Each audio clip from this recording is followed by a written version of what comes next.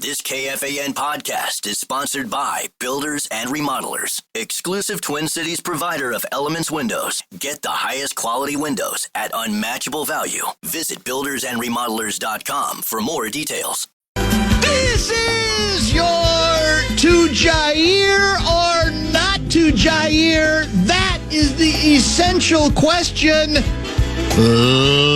Leader Fan Radio Network. And KFAN. That's KFAN.com. 2 minutes, 22 seconds past the hour, 3 o'clock. That's Central Daylight Saving Time. Don't put an S on there. It's Daylight Saving Time, not savings. If not, let me make this very, very clear. The Daylight Saving terrorists will come after you. I've been in their crosshairs for many, many, many years. My name's Dan Barreiro. I host the program. Guardsy out today, back tomorrow. Brett Blakemore is in that chair. Were you in with the noon to 3 show? Yes. Common was out today? Yep, I was with Tenna. So you were with 10 as well. You got anything left, or did you leave it all out on the table, or on the field, or on the ice? We'll see. Noon to 3. Yeah, I mean... Are you emotionally drained? Well... Does Tenna put a lot of pressure on you, or not so much? When he does, but when he doesn't, like... The last hour was bonus, so I basically just got to kick my feet up and listen to Twins talk. But, so what about hockey talk? Oh, there was... You guys got to be that. I mean, the two of you, there's got to be some second and third layer hockey conversation going on. There was some back and forth discussion with Marco Rossi and whether or not. And I don't know if he fully agrees with me. A little bit. Okay. Yeah, because he did say he doesn't know if he can trust him in the playoffs. And I was like, well, how do you know? Because you didn't put him out there. Yeah. So, yeah, we went back and forth a little bit. But yes, we'll see if I've got anything left in the tank. I hope that story gets resolved fairly soon, because it's almost draining talking about it over and over and over again. How would we describe today's weather? Kind of overcast. A little, I got to believe below average temperature-wise. What are you, in the mid-60s? Yeah. I think going to the 80s tomorrow on a Monday afternoon here in the Twin Cities of Minneapolis and St. Paul. The name of the program, if you're new to the area, is called Bumper to Bumper. Took so many meetings, so many hours of study to come up with that level of creativity. I'm not surprised that it probably takes your breath away. But Bumper to Bumper is the afternoon program. These days between 3 and 6:30. It's had many, many different time slots over the years. I think the latest we've ever been, once upon a time, believe it or not, and I pine for these days. I'm not going to lie to you. The program went from 4:30 to 7. We were 2.5 hours. And actually, a lot of times, because of commercials, I wouldn't start till like 4:40, 4:42. That became kind of an open joke. And I used to complain about it, because ego, I'm supposed to be on at 4:30. Now I'm going, that's fine. You want to make it closer to 5? I'll do that too. I think about that now, and I go, man, had it good in those days. A 2.5 hour tour. Think about it. 4:30 to 7. That's what it was. But when summer hours coming back? Yeah, well, actually, Programming Director Chad Abbott has encouraged us to return to summer hours, which basically means running back an interview between 6 and 6:30 on Fridays. Haven't done that yet, but we'll probably start doing that now that we're past Memorial Day already, aren't we? We're well past it. We might even start that as soon as this Friday. We'll have to see how that goes. We have 2 outstanding guests today. That'll include Monday regular John Athletic. He is scheduled for 5:30. You and he can mix it up on what to do with Rossi. I'm sure that'd be another really good, measured debate. And Kevin Seifert often joins us on Tuesdays, but we do move him around from time to time. We've got the first. This is required minicamp, off-season minicamp, right? Coming up tomorrow. You have to be there. This one isn't optional. And Seifert will help us preview that. He'll be all over it tomorrow, but he'll preview it today.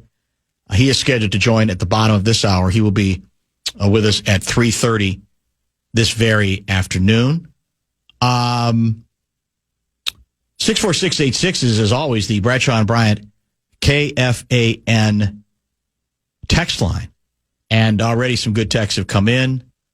There will be some A-section discussion today, probably a lot more as well tomorrow.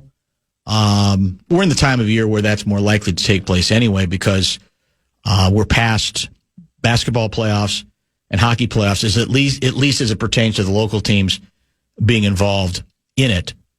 In any case, this is probably right up your wheelhouse or in your wheelhouse too. To Jair or not to Jair? That is, I guess, the question that many teams might be asking today. He is I think you'll agree, when he plays, very good cornerback. Dare we call him shutdown? I don't know. Close. I think he's been second team All-Pro at least once in his career. Jair Alexander, the Packers made the big momentous announcement. I'm sure there's been a lot of talk about it on the Fan all day, that they're moving on. They're going to release Jair Alexander. And the quote, I got to say, from your very favorite team president, Mark Murphy, is pretty fair. He's been a great player for us, obviously elite talent, unfortunately just injured a lot. And unfortunately, that's a big part of our game. And you know better than I'm sure, he's basically missed as many games as he's played. And I think it's 34, actually. And as a result, at some point, he's also had help me understand or refresh my memory on the game suspension he got in 2023. What was his offense then? Do you remember? I think that was the coin toss game. Yes, with against the Panthers. And what did he do wrong? Well, he wasn't. He made his own pick. Oh, he just went out there? He just went out. He decided that it's his hometown. I see. And so he should be out there doing the coin toss. Despite him not being a captain and able to do the coin toss, he went out anyways. Yeah. And then he almost screwed it up for everybody because he didn't know you're supposed to say we defer. So he said we want to kick, which means the Panthers would have got the ball twice. Twice, yeah. So the refs are like, are you sure? You really want to do that? Yeah. And eventually they basically bailed him out from really blowing it. But, so yeah. Let's start with, are you in good riddance? I've had enough. It's just, this is gone. Now I can't I can't revel any longer in, boy, if he plays though, he's really good. If he misses as much time, there's been some drama associated with him. So when you first heard this announcement, were you like clapping? Were you saying, good, let's just move on? This isn't working out here. Maybe it'll be fine someplace else, but it's too draining a proposition between the drama and the number of games he's missed. I was the opposite. I would have tried my hardest to keep him and figure out, and they did to an extent. Right. Like I know they had some talks to maybe restructure the deal. I think when he's good, like you said, is he a shutdown? I don't know. When he's at his best, he's a shutdown guy, in my opinion. The problem is, rarely is he at his best, and rarely is he 100%. And I'm not grabbing my pitchforks and about to make a 4-hour drive east. Gotcha. But I would have tried to keep him, and that's, his demise has been written on the wall for years, and it seems like there's no way he's coming back from that. And then suddenly, him and the Packers have come to agreement, and he's come to camp. Well, this time I think was finally one too much. I would have liked to keep him, though. He's only 28, right? Yeah. That's the other thing. He's not ancient. Mm-hmm. I got to believe, and I'm sure we'll talk about this with Seifert. What I'm about to say, to a certain extent, depends on how aggressive other teams, cornerback poor teams, might be in terms of willing to offer him decent money that, almost ignores that injury history and said, we're going to roll the dice with him. We need it. We think we can get him on the field, etc. Because I would be hesitant, honestly, to give him much, like to give him a multi-year deal. What's been discussed, and I think is fair, and to me would be very appealing if you're the Minnesota Vikings, because I think you can make the argument we're still one cornerback short in a perfect world anyway, let alone one potential shutdown corner short, is you raise your hand and you say, we're going to be really creative with this deal, Jair. First of all, we're going to have you kiss and make up with Justin Jefferson, because I know there's been some baggage there. I got to believe JJ would get past that, because JJ wants to win, right? Both JJs want to win. And so the perfect scenario, and I don't know if this is, again, realistic, it depends on what you're bidding against, how committed other teams might be to go beyond 1 year, would be the 1-year deal, right? Where you insert a bunch of really obscenely expensive incentives that give him a chance to end up with really good money, but are all based on probably how much he plays, right? As much as anything. I would say you'd have to look at it. And you have to believe at this point, if Alexander's agent says, look, man, your value's down, it isn't where it should be, but that's the reality with injuries. So have a hell of a healthy season, play your butt off, and guess what, man? You do that for 1 year, you're going to get paid next year big time. That's all it's going to take in this league is 1 year in which you play more games, you don't miss as many as you usually do, which is half of them. That would be the way to go. And to me, the Vikings have every reason to be. I don't know how much money we have left. We'll find out. I still think we could do that kind of deal pretty easily. I have no idea what his interest is here, how he views this team. The problem, again, is what if another team comes by and says, you don't have to listen to the Vikings on something like that. We'll give you 3 years. I don't even know what the number would be. But we're willing to take the risk. I don't know. I would probably hesitate there. I don't know how far I'm willing to go on the basis of the number of games that he's missed. And has it been, refresh my memory, has it been a bunch of different injuries? How does he miss all that time? I want to say it was shoulder last year. But yeah, it's been a handful of different things. I'm trying to rack my memory. So last year was Aaron Jones. Year before that, Darius Smith.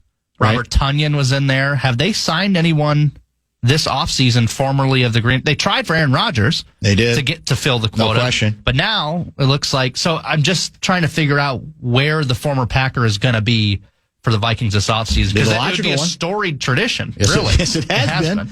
And he's a good player. He's a really good player. I would do it. So I would say I would definitely take a long, hard look at it and see if I could get creative. And maybe he got some advantages. Maybe he likes playing them. Maybe for him it would be delicious to play against the team that let him go. I don't know. Has he spoken yet? Have we seen any comments from him I yet? don't think so. All right. Let's get our first pause in here. Is it Bonus Bucks week? No. All right. We're taking a little hiatus from that. That'll be coming back eventually, I'm sure. I mentioned that we'll have much more on this story and other Vikings-related items with Kevin Seifert at 3:30. Johnny Athletic on a bunch of stuff, including the NBA Finals and maybe some Timberwolves steam as well. He is scheduled for 5:30. Head over to our contest page at KFAN.com. Enter for your chance to win a 2-night stay at Breezy Point Resort for 4, including golf. All thanks to Custom One. KFAN.com, keyword contest to enter today.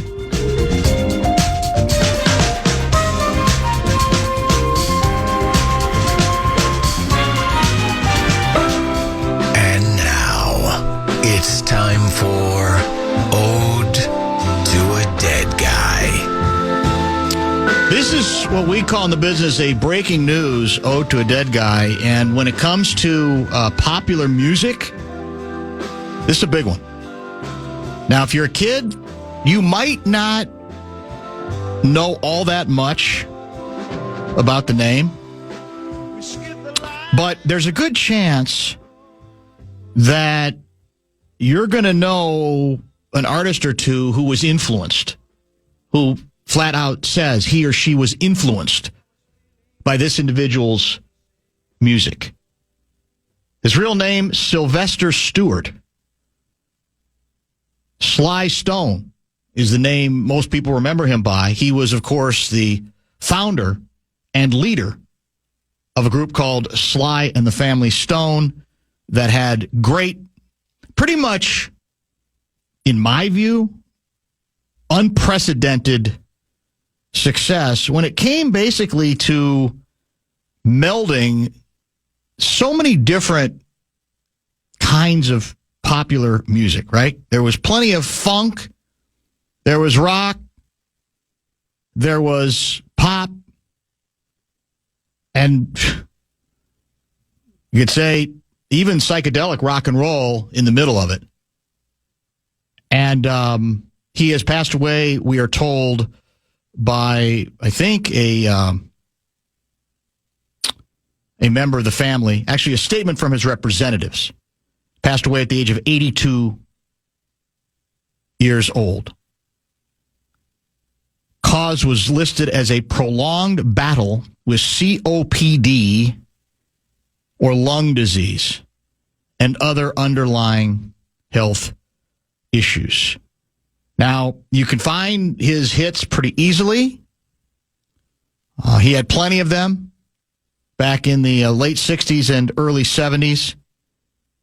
Dance to the Music, Life, Stand, There's a Riot Going On. I always thought an album he made, I want to say in 73, called Fresh, might be his most underrated album.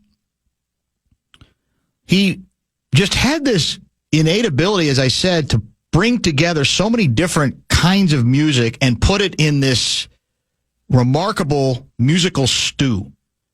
And a lot of artists who came after him have commented on the influence that he had on them. George Clinton, Stevie Wonder, Prince, Outkast, Red Hot Chili Peppers, D'Angelo, Miles Davis, Herbie Hancock. A critic named Joel Selvin once said there was black music before Sly Stone and black music after Sly Stone. Now, there was a great, in fact, we talked about it at the time, a documentary put together by Questlove called Summer of Soul from 2021. That included Sly's performance in what was described as a Harlem Cultural Festival in '69. There was a memoir put out in 2023, Thank You for Let Me Be Myself Again, based on, playing off that hit song. And then I watched this not that long ago, Questlove's documentary called Sly Lives, a.k.a. The Burden of Black Genius. And, the maddening part about Sly was when things went bad, they went really, really bad for him personally. He had all kinds of issues, personal issues. For a while, it was also things he was putting into his system, substance issues. And even, sadly, when Sly was at his most popular, he developed the infuriating habit to his fans of either showing up late for performance or not showing up. And no matter how much somebody is worshipped,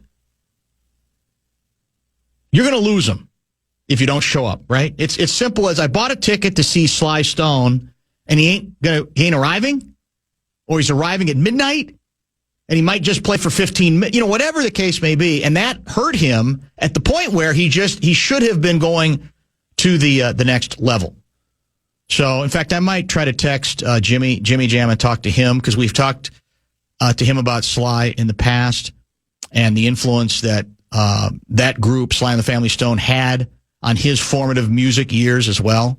But an absolute musical heavyweight. And I would recommend, if you're in the mood, if you've kind of lost touch with that story, that documentary, I'm assuming you can find it, I don't know if I can't remember if I saw it, what platform I saw it on, if it was Netflix or not.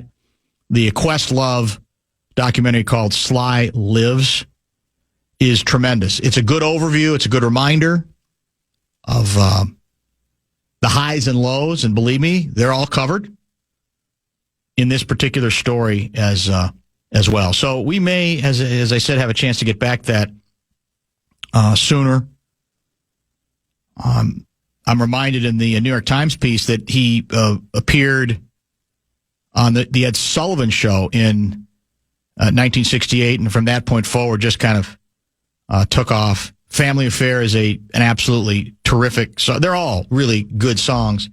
He also was one of the first band leaders of the time to basically include, he had black members of the group, white members of the group, Latin members of the group. He had men, he had women. He had what seemed to be a ahead of its time concept when it came to, I just want people who can help me play good music. And that's pretty much what he did. Spent time before that, as I recall it, from the documentary and other stuff I've read, as a DJ in San Francisco, the San Francisco area. And he was a terrific music producer as well before he started getting involved in some of his own music as well. A couple people are saying it's on Hulu. The documentary I'm talking about is via Hulu. There may be other places you can get it as well. So Sylvester Stewart, Sly Stone, dead at the age of 82. And if you have any musical inclination towards funk, towards soul, but again, I'd say with some rock in there, some jazz in there, some psychedelia in there, there was nobody better at putting all of those pieces together in a popular sense during the period of time when he was at his zenith. As I said, the sad part has been in his, your latter years, what you'd like with some of these aging pop music people, even if they're still not performing, they can tell and retell their story. They can be interviewed. They can talk about music from then and music now. And he seemed to lose so much mentally and physically over the years, was degraded to such a degree that as a resource, there was not really much of the opportunity to take advantage, to tap into what he represented and what he was thinking about when he was putting all of this music together. Bottom of the hour pause now. We will talk Vikings. We got another minicamp coming up, but this one is a required minicamp. This is mandatory now. This isn't optional. Seifert will help us preview it, and we'll get his view on how much interest he thinks the Vikings might have in Jair Alexander, released earlier today. The Green Bay Packers corner is apparently available.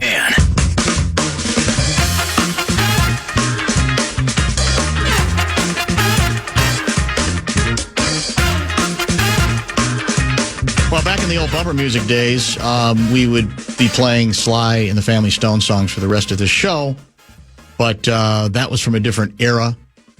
So we'll mix and match and do our best to pay proper homage to a musical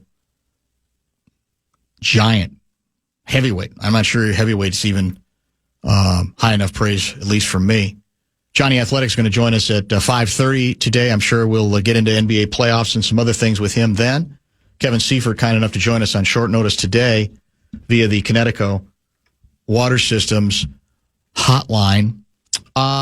Not surprising. I'm sure you've heard plenty from Vikings fans already. Are the Vikings on the clock regarding securing the services of one Jair Alexander?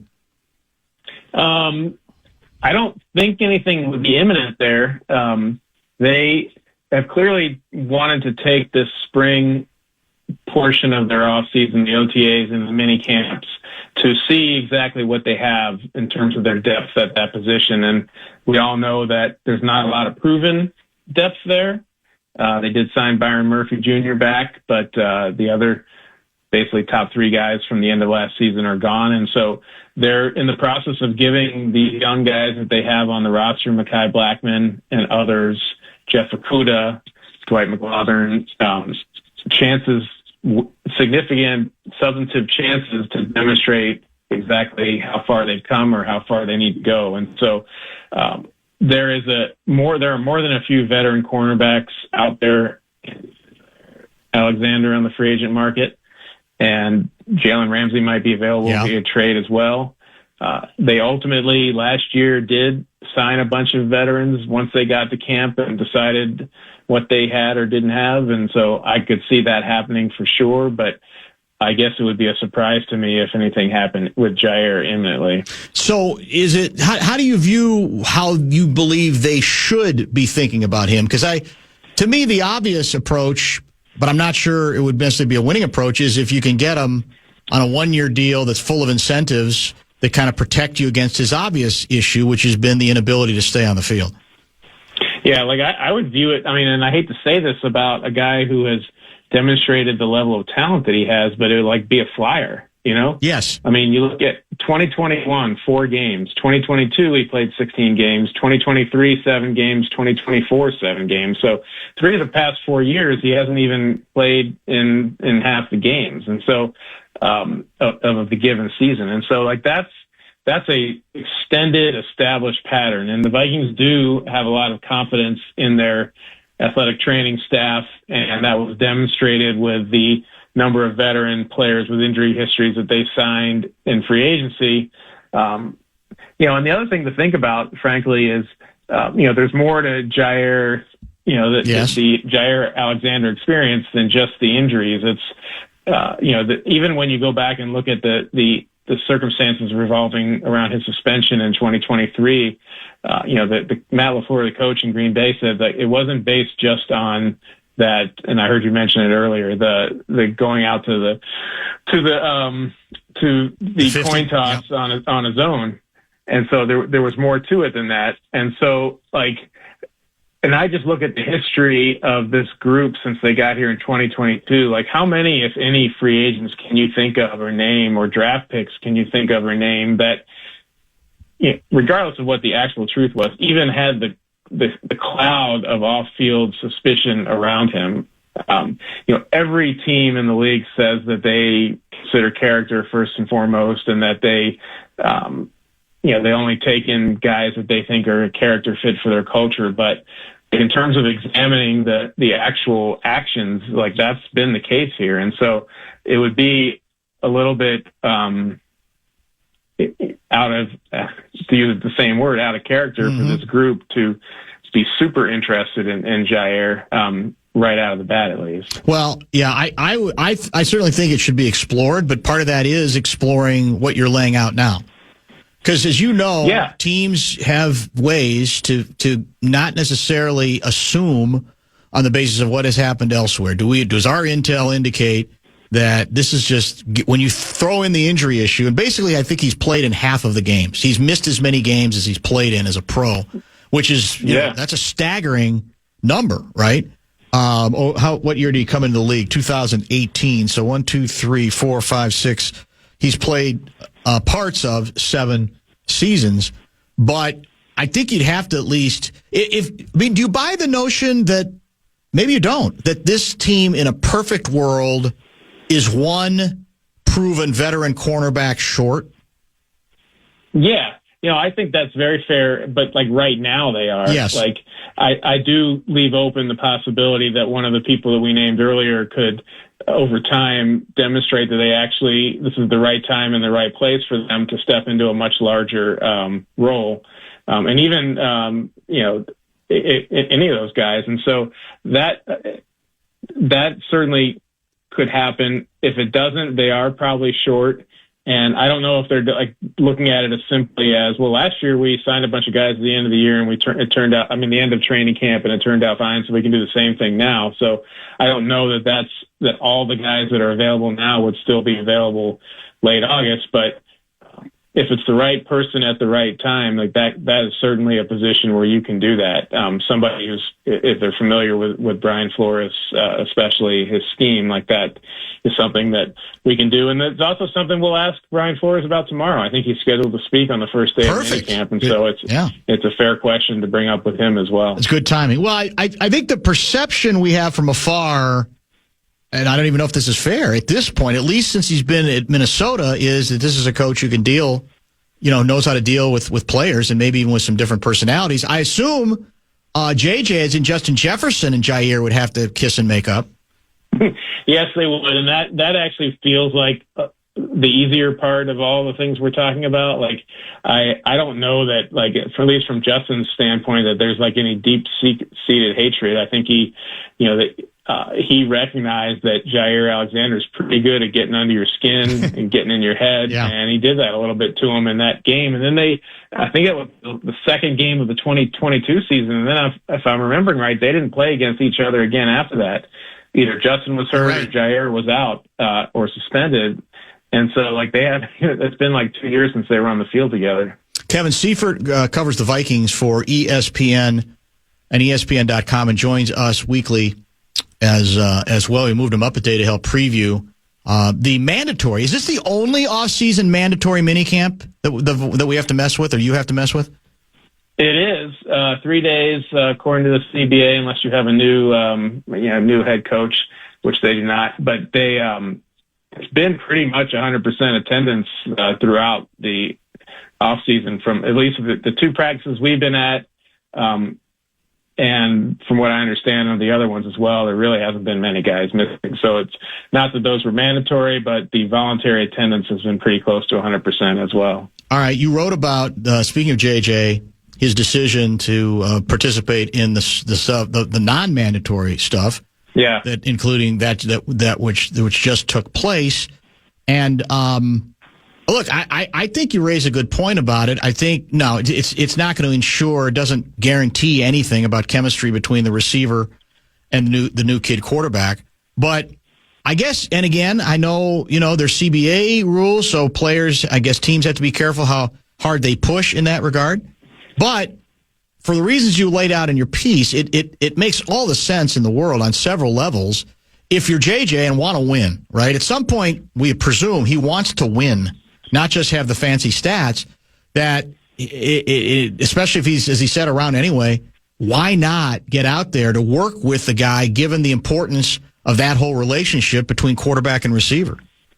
Right, and it was kind of funny the way he put it. He's like, "That's more for the quarterback than it is for Yes. me," and which was, but it's actually true. Like JJ, I keep saying I got to call him Justin because if I call him JJ, right. It's kind of like I'm talking about the quarterback, and I can't bring myself to call him Jets. It just doesn't. It I'm with you. doesn't. It doesn't flow off the tongue, I guess. But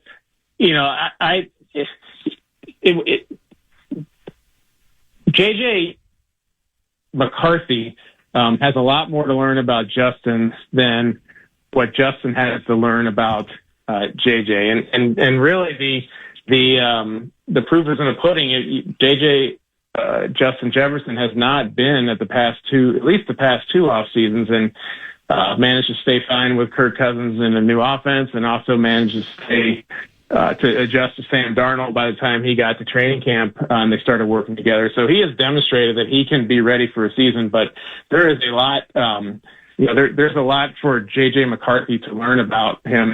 And Justin went into some of those things, including like some technical things about how his particular stride length changes the way he comes in and out of his breaks and transitions and all that. And those are just things that take time. But from a bigger picture standpoint, it just strikes me as really interesting because we've seen, around the league, there's plenty of guys as they get older and they're established and maybe they have to start getting, having families or just want to be somewhere else in the off season than they were during the season. Just kind of permanently say, you know what, I'll see you in mandatory mini camps. I'm just not doing these voluntary OTAs, and it's perfectly within their rights, and they're good enough players to be able to be ready for the season on their own without having to do that.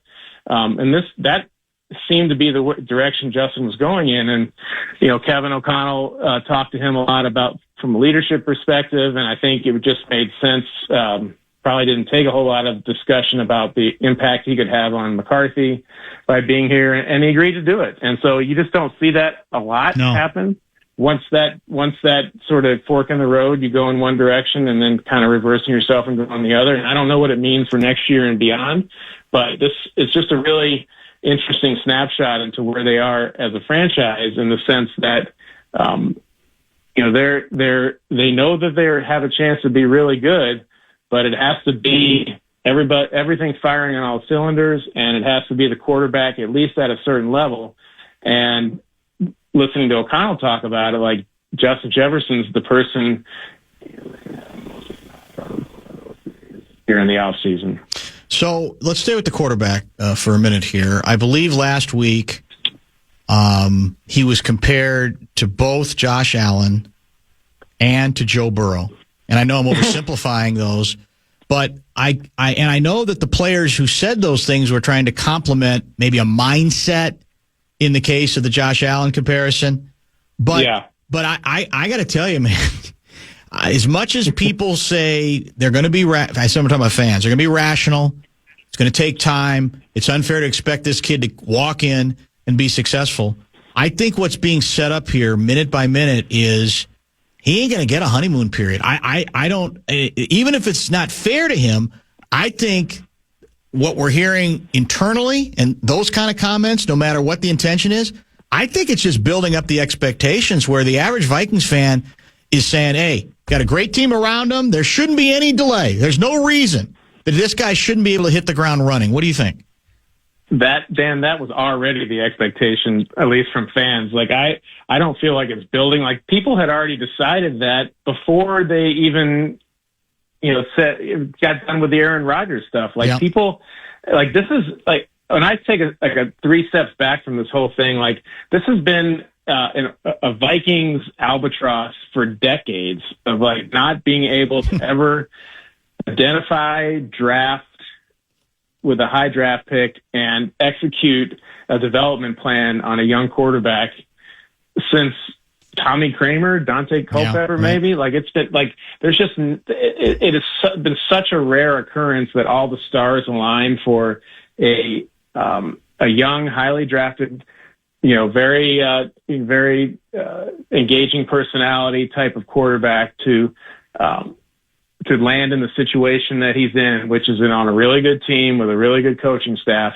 And like all rational thought, I think it's very difficult for a lot of people to have rational thought about it. And I'm seeing it a lot in the national media as well. You have people picking the Vikings to win the Super Bowl because they think J.J. McCarthy is going to, be an MVP candidate because Kevin O'Connell is his head coach. And there's like nothing in between being a really good first year starter and being an MVP candidate, I guess. And so like, I feel like that has already, like, we're already there. And like, I'm going to do my best and if it means being the local grouch, I'll be the local grouch to keep it, like, to tell the truth about what's happening and not happening and where he's at and where he's not. But I do think that, like, if he has an average, like what you would, if you were to do the average first season of all the quarterbacks that have been drafted in like the top 10 or the top 15 in the past 10 years, if he produces that, and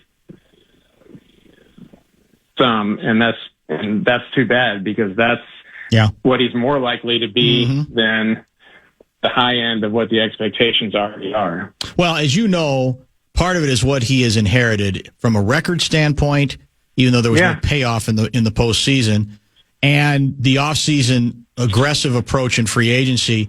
I think that's also brought together this sense of, because that's, human nature. That's what how fans think. They go, well, we had a pretty good record last year. We shouldn't have to fall off the end of a table. And they might not. Who knows? But I think that also, it's almost like, well, I don't even care about who the quarterback is. We had a really good record with a quarterback that had been an also-ran, right? Had already been described as a journeyman, maybe his career over, and therefore I don't see why we can't continue to be really good. And again, maybe they will. Maybe they will not skip a beat, although it doesn't appear that the odds makers are very kind to us. You've written about that before as well. The expectations seem to be diminished despite the gaudy record from last season.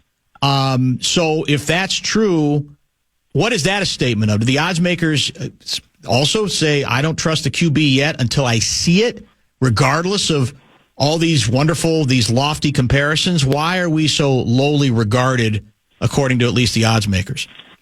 I mean, that's the only thing it can be in terms of just how they're considering the Vikings in a vacuum, because the rest of the team, the other 21 players on the roster are either the same as 14 wins or in theory have been upgraded, and some really good depth pieces added as well. And so it has to be the uncertainty of quarterback. And, and I'm actually a little surprised in the sense that, like, if we're looking at it nationally and, look at the Lions and knowing they have to replace both of their coordinators and how important those two guys were over the years. And like, I would have some doubts about that. Like, how many people can name who the coordinators of the Lions are right now under Dan Campbell? And not that means that they're not any good, but they're certainly starting from a lower base level than they had been.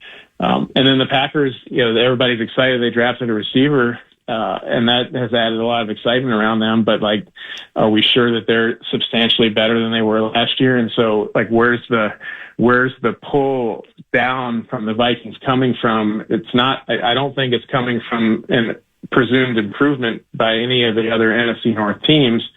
So, like, by deduction, it has to be uncertainty about the quarterback. And And that actually, that's okay. I think it's okay to be a little conservative in terms of your expectations for the team until you at least see some preseason or something to give you or hear more reports about how things are going in actual contact drills. And so that seems it seems like Vegas is more responsible than social media for sure. What are the team's objectives the next 3 days? I have not, in the times that since Kevin O'Connell's gotten here, I have not noticed a huge difference in what they're doing in minicamp versus OTAs. And it's just the fact that it's mandatory attendance but they've had almost 100% attendance up until now, and the media has access to all three of them, and as opposed to one in any given week. And so I think their goals are just to continue the things that they started with, to be assimilating a new starting quarterback into their offense, to be messing around a little bit on the offensive line to see what the best arrangements are going to be. But for the most part, because of Will Fry's injury, rehab that's still going on, they haven't been able to do that as much. Messing around with defensive line rotations and seeing what they have at the cornerback position, and seeing how they can find ways to integrate Dallas Turner, who was the other first-round pick last year, into their defensive groups. And so I think those are things they started with as soon as they got on the field this offseason, and it's just going to kind of blend right through to the end of minicamp. And so you'll be there breathlessly reporting every minute, I assume. Is it all open to the Jackals?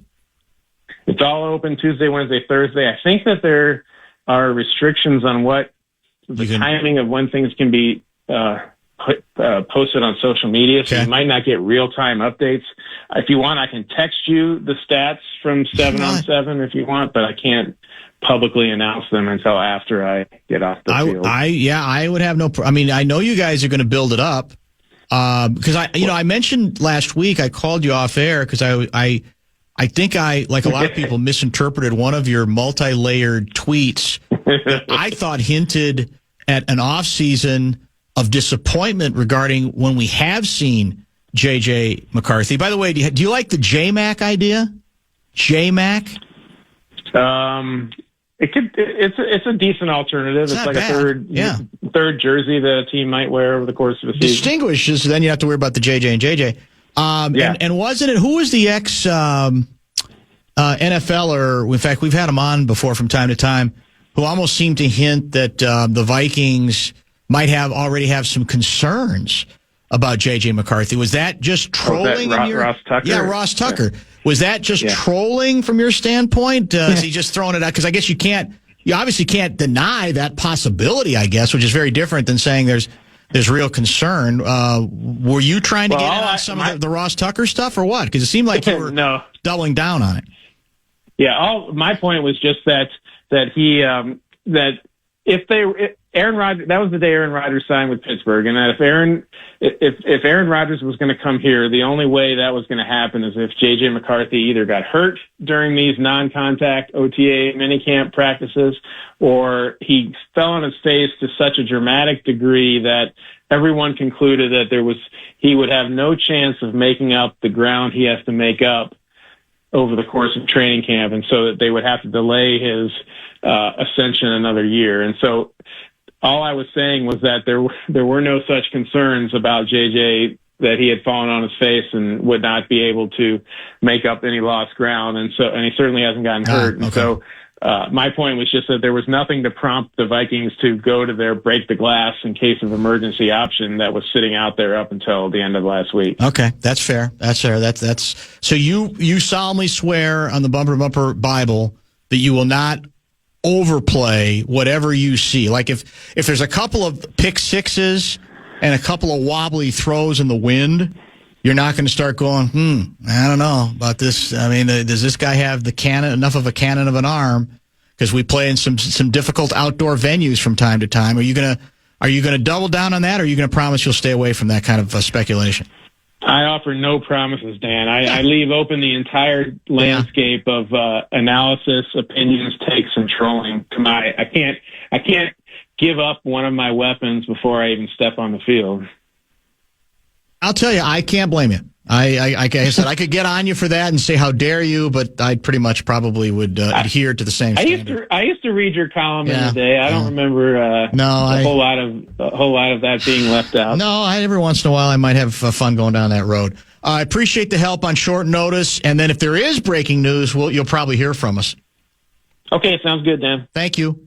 Kevin Seifert, ESPN.com, previewing mandatory minicamp coming up the next 3 days for your favorite football team, the Minnesota Vikings. Bradshaw and Brian KFAN text line is open at 646-86. Johnny Athletic at 5:30. I just got confirmed that our old pal Jimmy Jam will join us in about 20 minutes to talk about the breaking news that a musical heavyweight, Sly Stone, has died at the age of 82 years old. Jimmy's got a lot to say on that particular music influence in his life and that of many others in the business.